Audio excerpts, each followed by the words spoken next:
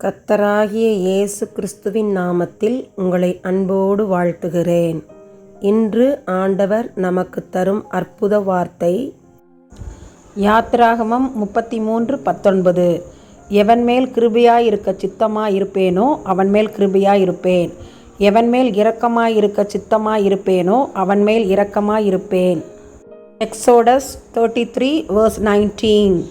Lord said, will be gracious to whom I will be gracious, and will shew mercy on whom I will shew mercy.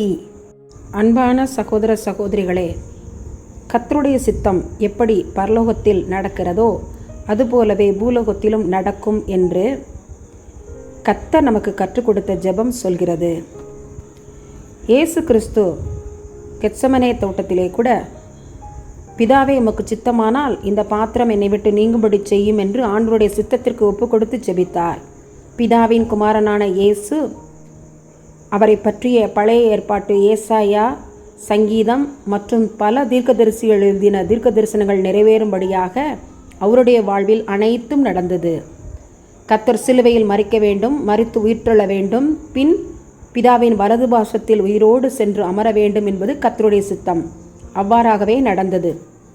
அதுபோல நம்முடைய வாழ்வில் கர்த்தர் கிருபையாயிருக்க, இரக்கமாயிருக்க ஆண்டவர் சித்தமாயிருப்பதாக சொல்கிறார். ஆண்டவருடைய சித்தம் நம் வாழ்வில் நிறைவேறட்டும். ஆண்டவருடைய சித்தத்திற்காக நாம் காத்திருப்போம்.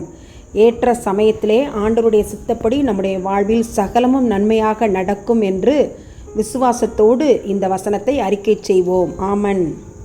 உம் சித்தம் செய்ய உம்மை போல் மாற வல்லமை தந்திடுமே, இம்மட்டும் காத்த இம்மானுவேலே இனியும் நடத்திடுமே.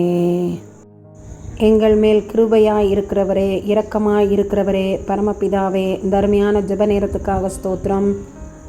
வயதான முதியவர்களுக்காக ஜெபிக்கிறோம், பாதுகாப்பிற்காக ஜெபிக்கிறோம். எங்கள் வீட்டில் உள்ள அருமையான வயதான பெற்றோருக்காக ஜெபிக்கிறோம். பெற்றோர்களின் பாதுகாப்பிற்காக ஜெபிக்கிறோம். பிள்ளைகள் பெற்றோரை மதித்து நடக்க உதவி செய்யும்.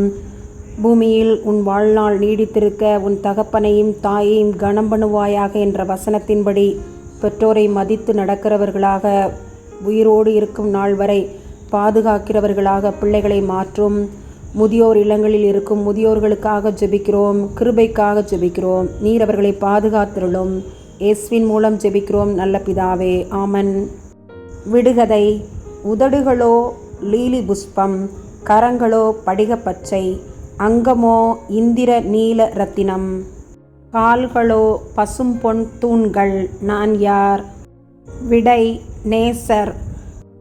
நன்றி.